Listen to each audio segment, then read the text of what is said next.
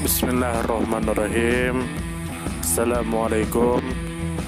Bertemu lagi dengan sendiri atau diantarin. Semoga kita baik-baik saja dan semoga kita masuk surga. Amin. Sekarang masuk ke video. Salahuddin. Tentu saja kemungkinan tidak asing di telinga kita, terlebih bagi para orang-orang yang pernah mendengarnya. Disebutkan menurut informasi yang beredar bahwa Salahuddin Yusuf bin Ayyub, yang lebih dikenal sebagai Saladin, merupakan pendiri dinasti Ayyubiyah dan tokoh sentral dalam sejarah militer dan politik dunia Islam abad ke-12. Beliau memainkan peran utama dalam Perang Salib Ketiga dan menjadi simbol perlawanan Muslim terhadap kekuatan tentara Salib. Saladin berhasil menghapus kekhalifahan Fatimiyah Syiah di Mesir dan mengintegrasikan kembali wilayah tersebut ke dalam kekhalifahan Abbasiyah Sunni. Beliau memimpin banyak kampanye militer melawan tentara Salib, termasuk kemenangan bersejarah dalam pertempuran Hattin tahun 1187 yang mengantarkan pada pembebasan Yerusalem dari kekuasaan tentara Salib. Kemudian menurut informasi yang beredar bahwa Salahuddin Yusuf bin Ayyub adalah seorang pemimpin militer Muslim Sunni berdarah Kurdi yang lahir pada tahun 1137, beliau adalah keponakan dari Sirkuh, seorang jenderal bayaran yang bekerja untuk dinasti Zengid. Saladin awalnya naik jabatan di bawah pemerintahan Fatimiyah di Mesir dan kemudian menjadi wazir serta pemimpin militer yang andal. Beliau diangkat menjadi Sultan Mesir dan Suriah oleh Khalifah Abbasiyah Al-Mustadi setelah mengalahkan Zengid dan mempersatukan banyak wilayah Islam di bawah kendalinya. Kemudian menurut informasi yang beredar bahwa tahun 1137 kelahiran Salahuddin Yusuf bin Ayyub. Tahun 1164 dikirim ke Mesir bersama pamannya Sirkuh oleh Nuruddin. Tahun 1169 diangkat menjadi wazir oleh Khalifah Al-Adid. Tahun 1171 menghapus kekhalifahan Fatimiyah dan menyatukan Mesir dengan kekhalifahan Abbasiyah. Tahun 1174 peluncuran penaklukan Suriah pasca wafatnya Nuruddin. Tahun 1175 kemenangan di pertempuran Tanduk Hama dan diakui sebagai Sultan Mesir dan Suriah. Tahun 1182 menyelesaikan penaklukan Suriah Islam, kecuali Mosul.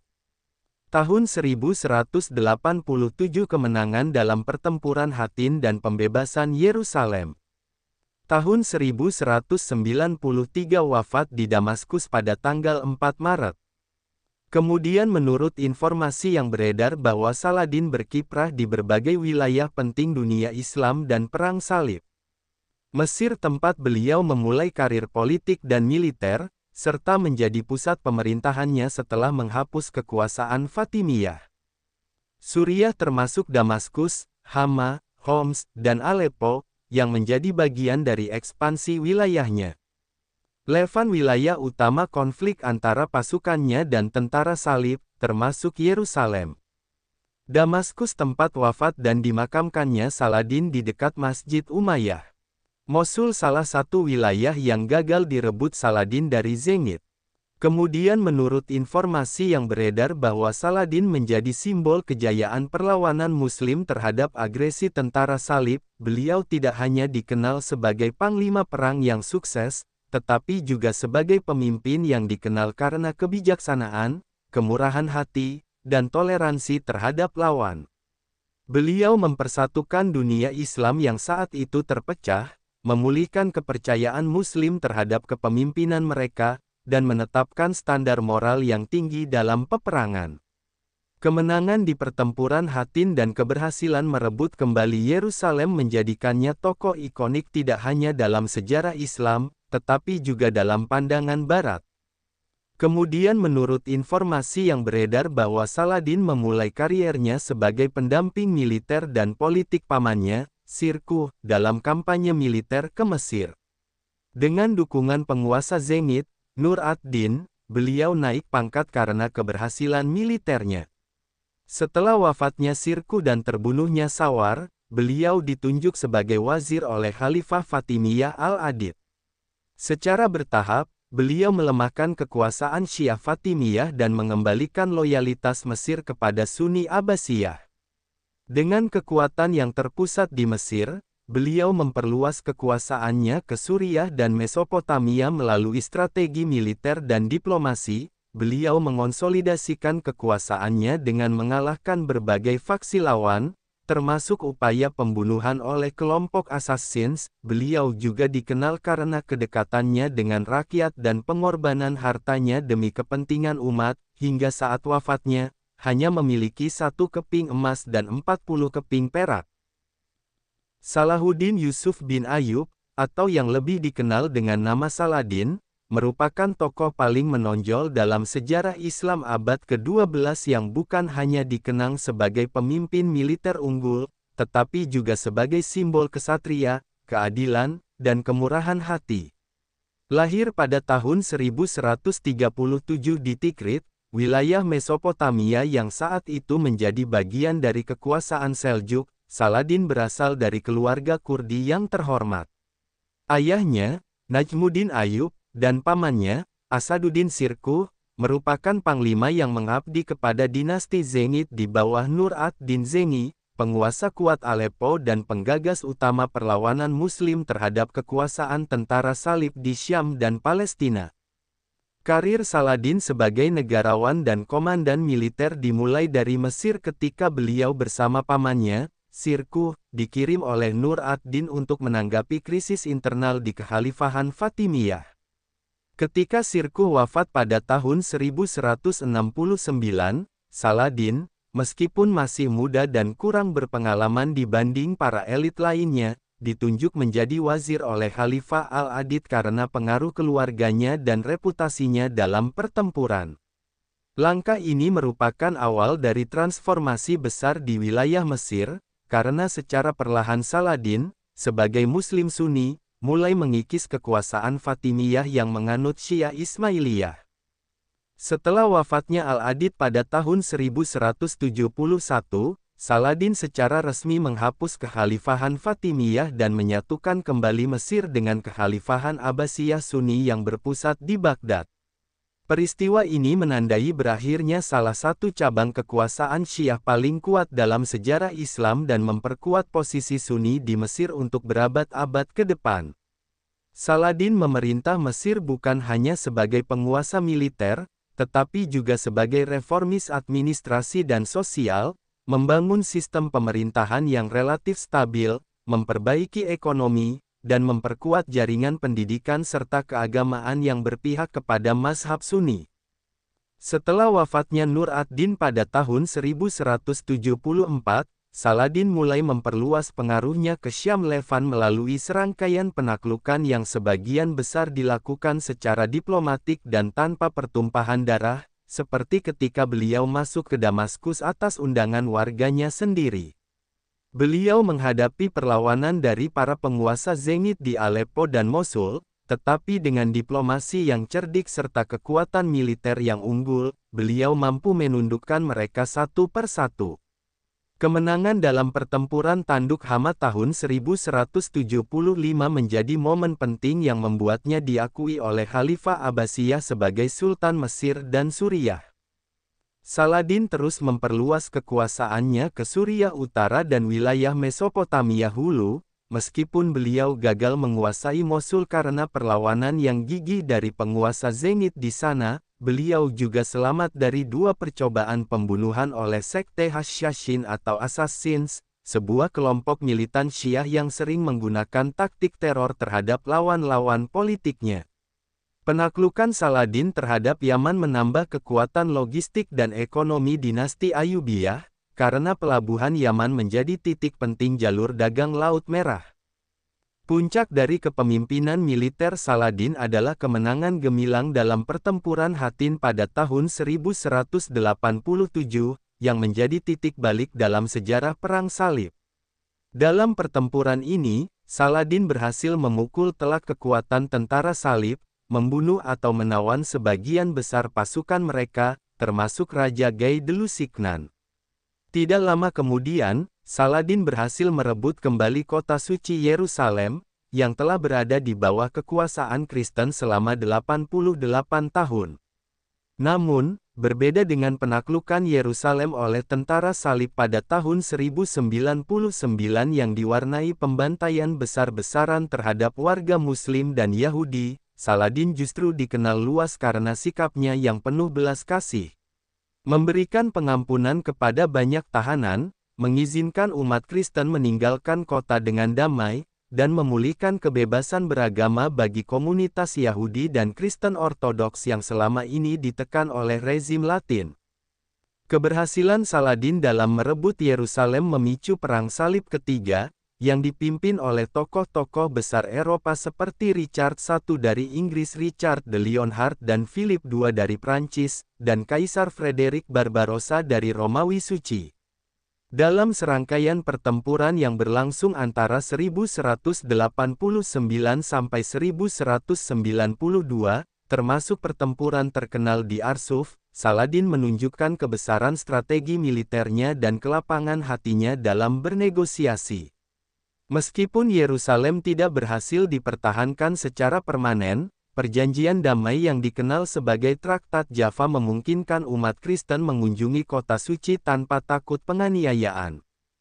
Saladin wafat pada tanggal 4 Maret tahun 1193 atau 27 Safar 589 Hijriyah di Damaskus, hanya beberapa bulan setelah kepergian Raja Richard ke Eropa. Menjelang kematiannya, Saladin dikenal hidup sangat sederhana dan memberikan hampir seluruh kekayaannya kepada kaum miskin dan keperluan publik, sehingga tidak meninggalkan harta yang cukup bahkan untuk biaya pemakamannya. Beliau dimakamkan di sebuah mausolem sederhana yang berada di samping Masjid Umayyah di Damaskus, sebuah lokasi yang masih dapat dikunjungi hingga kini.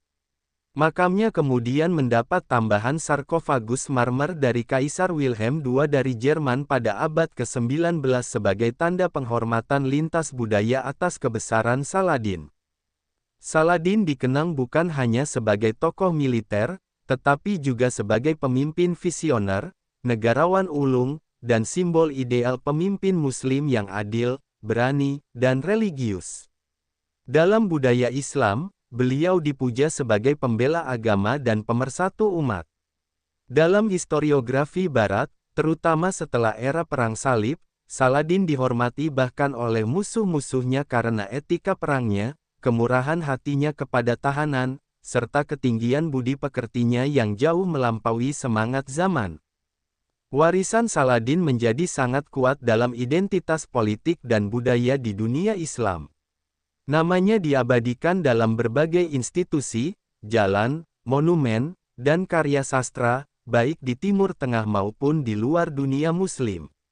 Di kalangan etnis Kurdi, Saladin dianggap sebagai tokoh nasional yang membanggakan, sementara di dunia Arab modern, beliau sering diangkat sebagai simbol ideal kepemimpinan yang menginspirasi persatuan dan perlawanan terhadap penjajahan.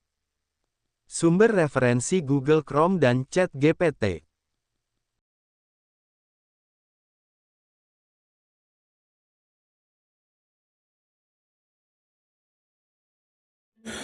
Tentu kita tahu bahwa dalam setiap perjalanan hidup, selalu ada saat ketika diri kita merasa lelah, goyah, bahkan ingin menyerah. Namun di balik setiap perintangan tersembunyi peluang untuk tumbuh dan menguatkan diri kita. Hari ini adalah kesempatan baru, saat yang tepat untuk kembali menyusun niat, memperbaiki langkah, dan meyakini bahwa setiap tetes usaha tidak akan pernah sia-sia. Bangkit bukan karena tidak pernah jatuh, tetapi karena memilih untuk tidak tinggal dalam kejatuhan. Teruslah melangkah meski perlahan, karena selangkah lebih dekat adalah lebih baik daripada diam dalam keraguan. Ya Allah, ya Tuhan kami yang Maha Pengasih lagi Maha Penyayang, jadikanlah hidup kami ini sebagai ladang amal yang penuh berkah. Berikan kekuatan untuk terus menebar kebaikan di dunia, Anugerahkan kemudahan dalam menghadapi segala ujian, dan karuniakan akhir kehidupan yang baik. Lindungi diri kami dan keluarga dan fitnah dunia yang menipu. Jadikanlah akhirat kami sebagai tempat peristirahatan terbaik, dan masukkanlah kami ke dalam surgamu bersama orang-orang yang Engkau cintai, serta jauhkan kami dari siksa api neraka dan kemurkaanmu yang tak tertahankan.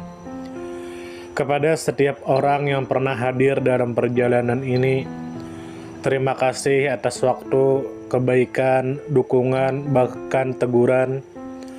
Maafkan atas setiap kata yang menyakiti, sikap yang mengecewakan, atau hati yang mungkin belum sepenuhnya mampu menjaga.